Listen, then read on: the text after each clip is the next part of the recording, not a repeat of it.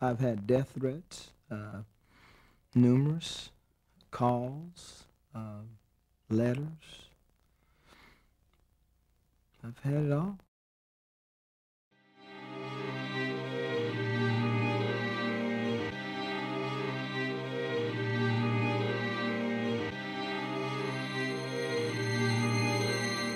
And since 1995, the potential for a cure has been there. And I actually got involved with the AIDS project while interning at his office. And during that time, I had a little inclination to want to help and reach out to people because there was nothing out there, no cure, so as far as we knew. And Dr. Davis shared with me at that time that he had had in a dream a cure for AIDS. In 1992, Dr. Gary Davis, a family practitioner from Tulsa, Oklahoma, realized he'd possibly discovered a cure for AIDS. His story would have remained untold but for the extraordinary recovery of a 6-year-old girl dying from AIDS who received his treatment. The pair became national celebrities, but it was the public's reaction to the story that made Dr. Davis's life in America unbearable. Today, Precious Thomas is a normal, healthy child. Yet only 3 years ago, she was given a terminal prognosis. And I asked her about Precious. How's she doing? She says, Precious is doing great. What's she doing? She said, the viral load is 0. I said, oh, excellent. Very good. What'd you give her? I gave her your serum. You gave her what serum? I gave her your serum. How'd you get my serum? She said, I got some of it. I took it, and with the knowledge that I had, I did what I had to do with it. You took it without the doctor's knowledge? Yes.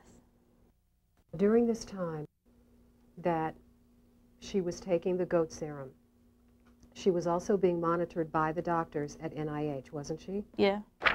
Records at the National Institutes of Health show Precious's HIV levels dropped from 186,000 to 0. I was motivated to participate because of a friend of mine. He died from AIDS, and I remember wanting to do something in honor of him, but I didn't know what to do. And I had conversations with another friend of ours, his name was Keith, and he would always talk to me about doing something in honor of Cedric Leonard, who died from AIDS, but we didn't know what to do.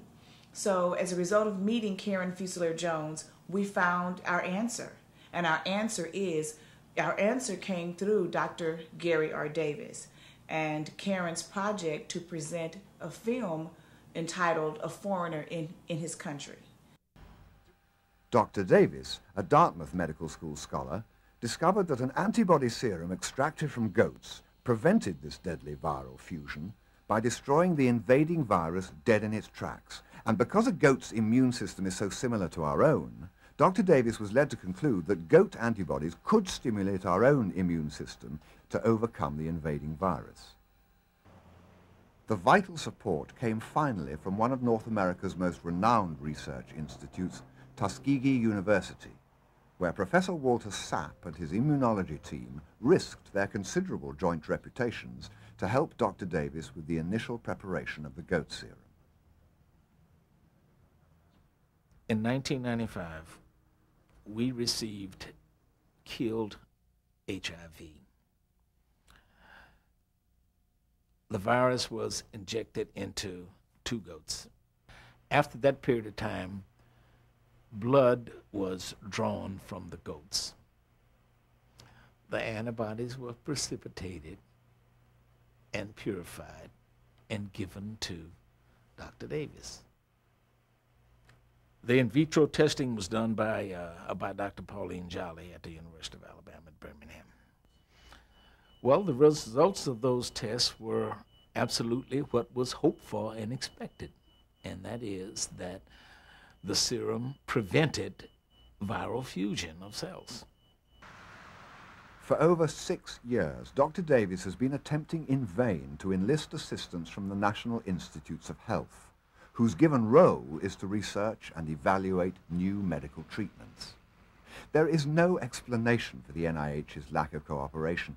Other AIDS experts are skeptical of Dr. Davis's work. Dr. Anthony Fauci of the National Institutes of Health.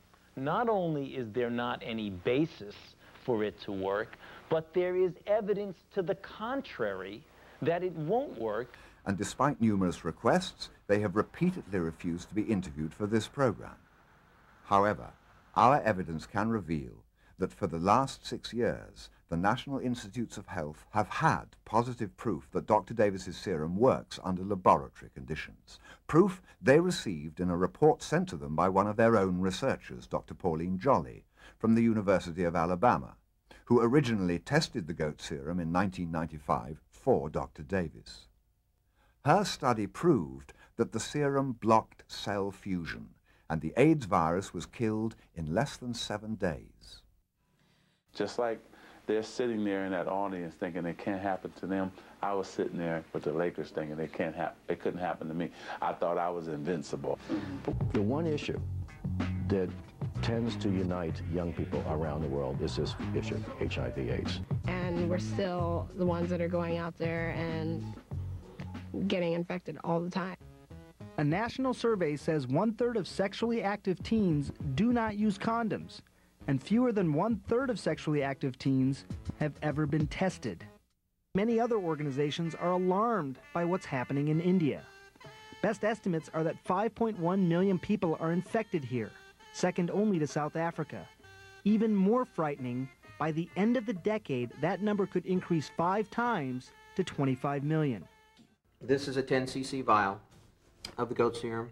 As you can see, it's clear, and it is a concentration of the goat's IgG antibodies. The goat makes basically an IgG and an IgG1, and that's all the antibodies that it makes. On the other hand, human beings make 5 different types. The beauty about this particular antibody is this will pass all the blood-brain barriers. It will pass across the placenta. It's one of the antibodies, if you're going to pick one to have, to give to human beings, that's the best kind to have. It's almost like someone has given me a miracle. My CD4 prior to treatment was 359. 30 days later, it was 598. My CD8 before treatment was 562. 30 days later was 923. And that is on 0 medications. The viral load refers really to the amount of virus in the body, just quite literally how many viruses are in the body. And it can be measured very easily by taking a sample of blood and just looking at the concentration in a certain amount of blood, how much virus is there. That's referred to as the virus load and used to monitor treatment. And basically the higher it is, the worse the disease, the lower it is, the better. I must say that I've always had a passion for wanting to help people, and of course I wanted to see a cure for AIDS because I lost a dear friend. But when I met Karen, it went to a whole nother level because I saw her passion. Whenever Karen would talk about Dr. Davis and his potential for a cure of the AIDS virus, she would light up like a Christmas tree. And she told me one day, she said, "Harriet, I believe that I have to get this message out to the world. And I'm not sure exactly how I'm going to do it, but I will do it." And then eventually, days later, maybe a month or so later, she came back and she mentioned that she felt it deep in her heart that she is supposed to do a film, and the film will be titled A Foreigner in His Country. Actually, I'd like this to be the start of bringing a foreigner, the foreigner, Dr. Gary R. Davis, back to his country without any hindering forces or opposing forces stopping him from pursuing his research in whatever area he deems necessary.